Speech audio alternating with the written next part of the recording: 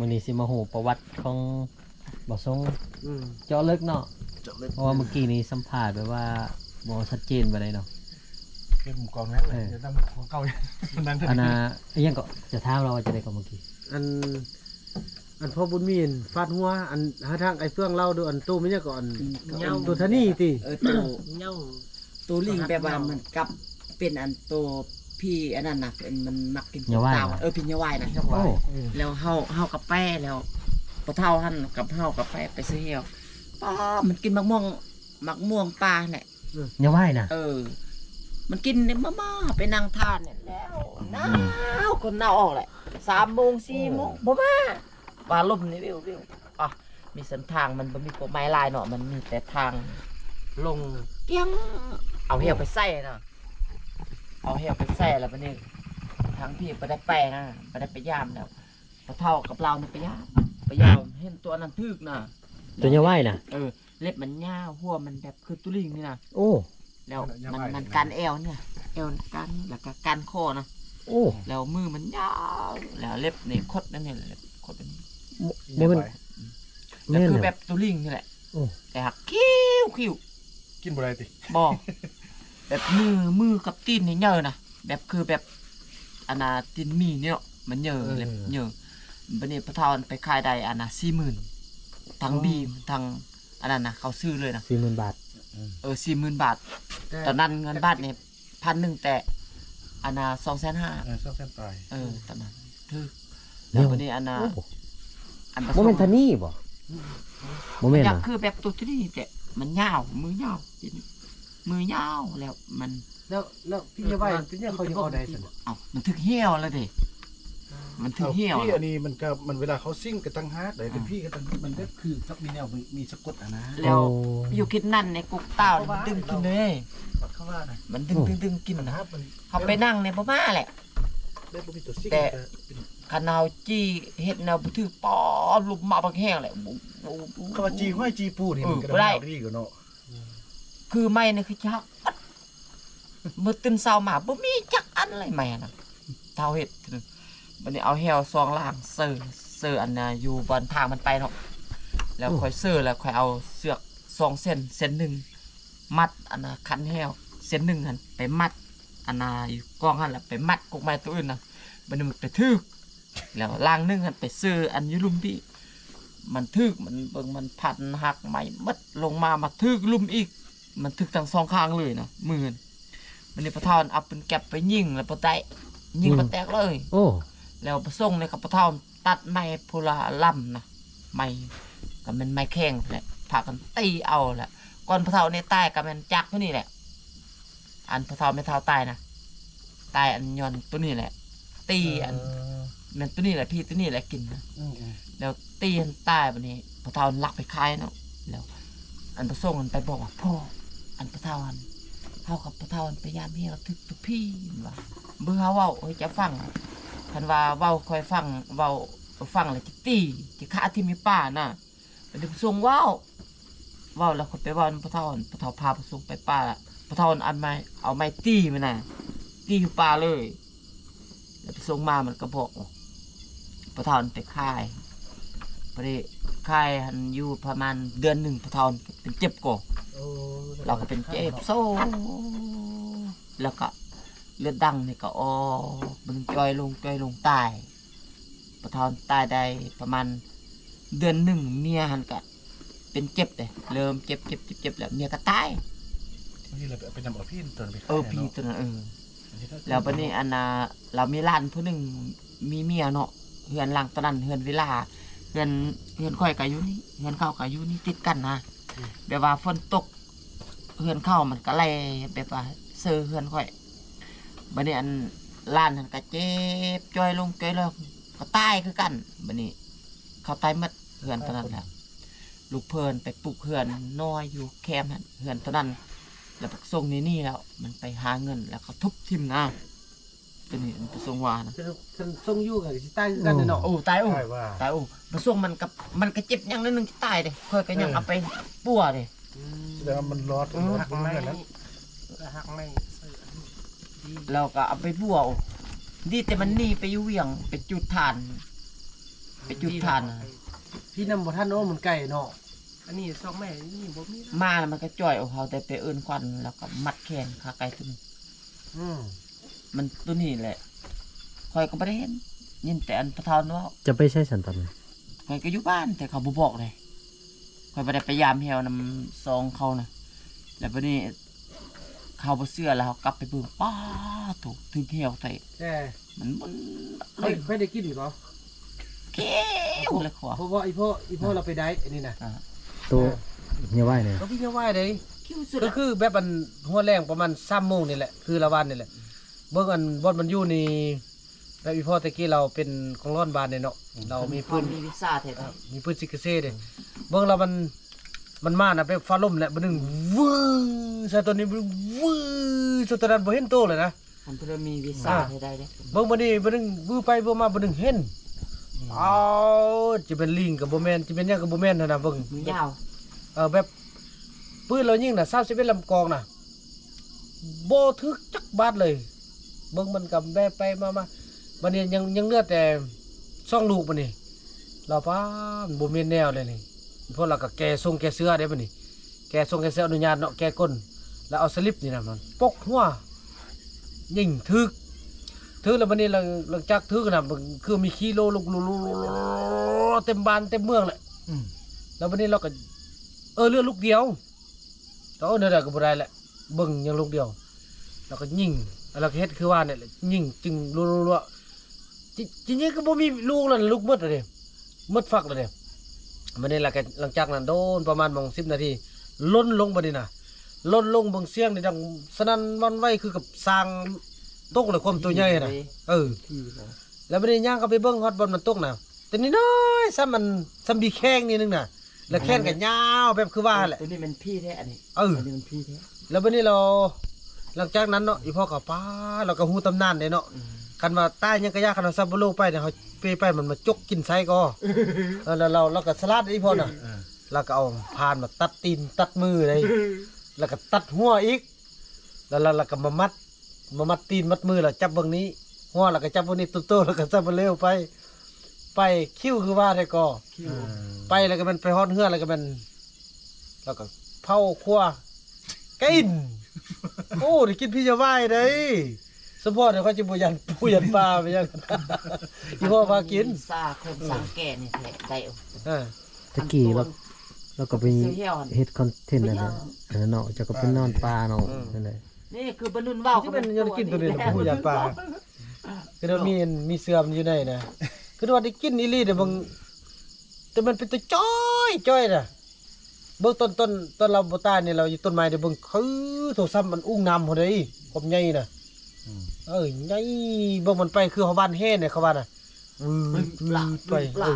อันนี้เยอะขึ้นนะ คือคนบ้านแห่ไป ตอนเสียวนะ แต่ว่า หมดคืนนอนบ่หลับเลย แต่ว่าอัน ยัน เจ้าก็เคยเจอ เจอว่าไอ้เจอตัวมันถึงเหี่ยวนี่แหละนอนบ่หลับเลย เจอมันต้นมันถึกเหี่ยวหัน บ่เขาไปทามากเนาะไปเอาเหี่ยวเอาเอวเหี่ยวหันซื้อขึ้นไปพูเนาะป้ากินคือตุลิงหรือกินแป้ง แน่ก็สิบอกได้วีซ่าเด้อข้าเจ้าอยากได้วีซ่าของอันตัวนี้น่ะคันเห็นเนาะ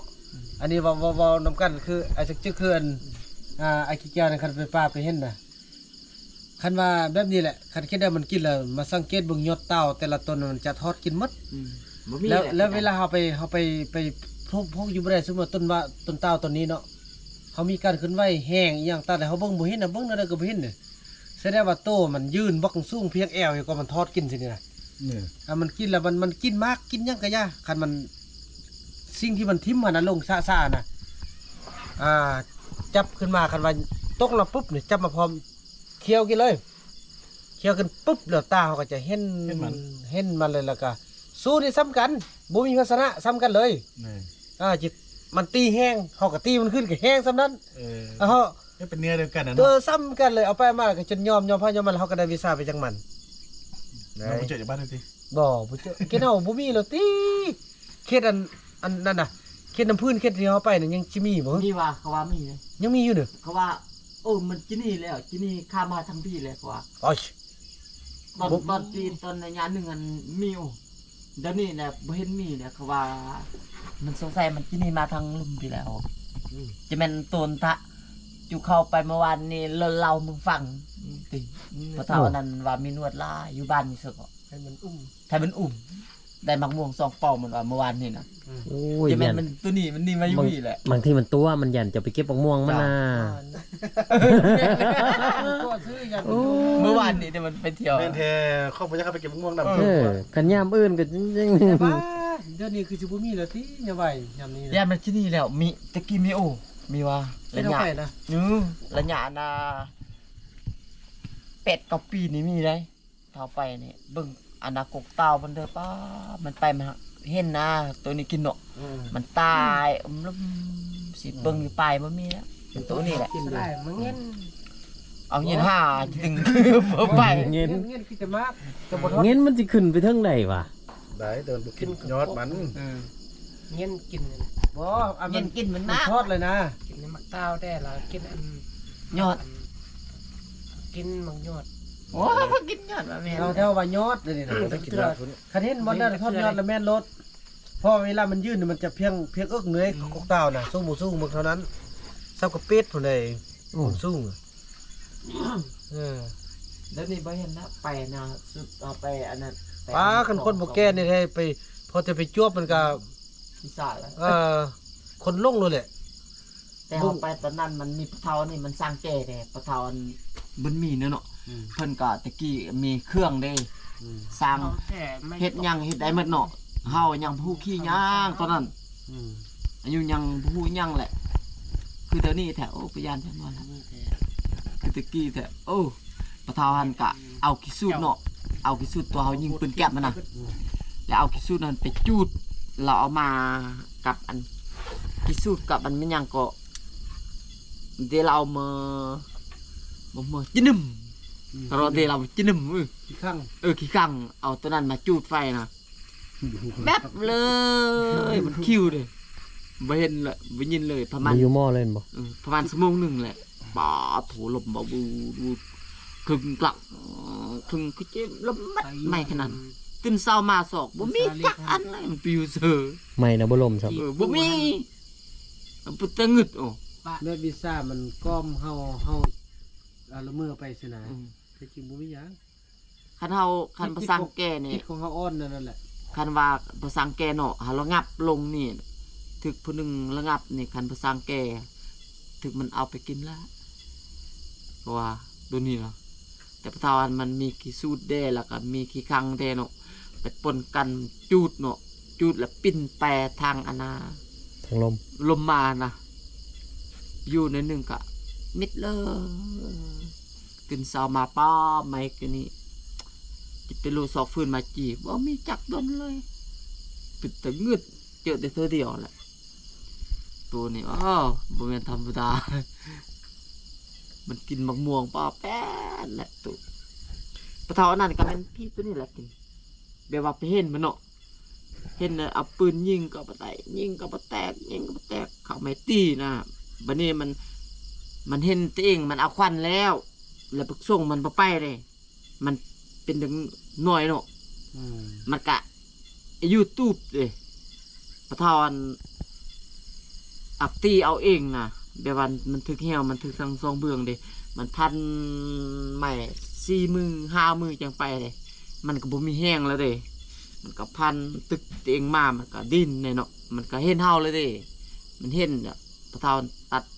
ไม้ตีเอาตายแหละอยู่เข้าไปเปียเขาก็ว่าเขาฟังเขาว่าเขาบ่มากินเลยเขา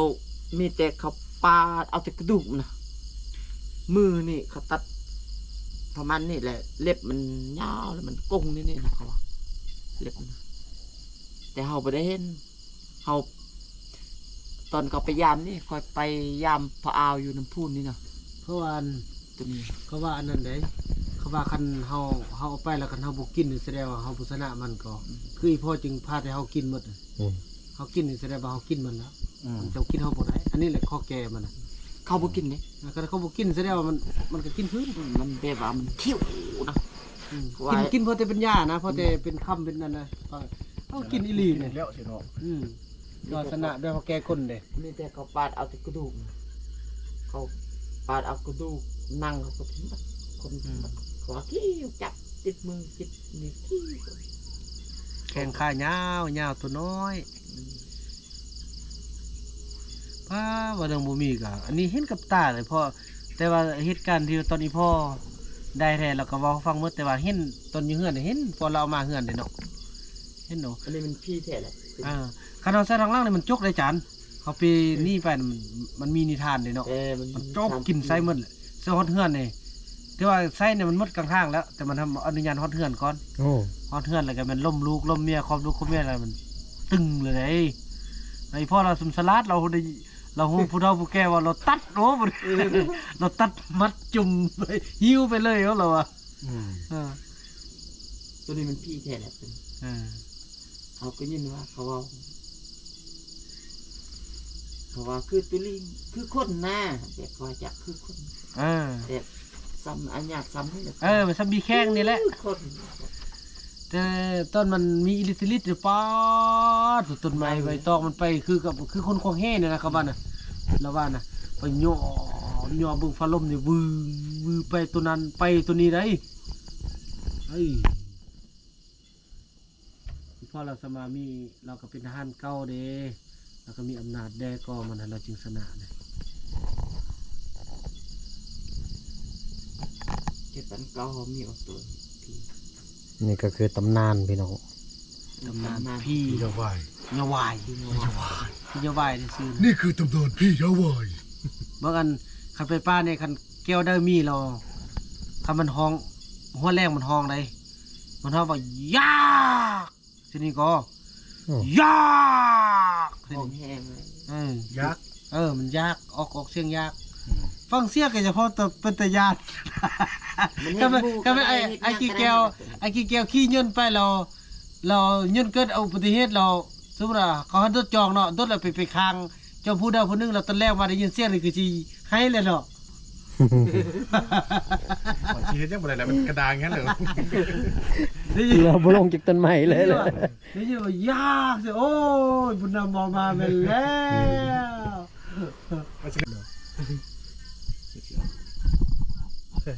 ตะกี้เฮ็ดจะส่งอันน่ะห้องร้อน อันบ่ซองนี่คือสิเว้าต้องเรื่องบ่ได้เลยเนาะ บ่ได้จะคำเลยมีน้องเบื่อน เบิ่มมาแหละ อันห้องน้องตัวใด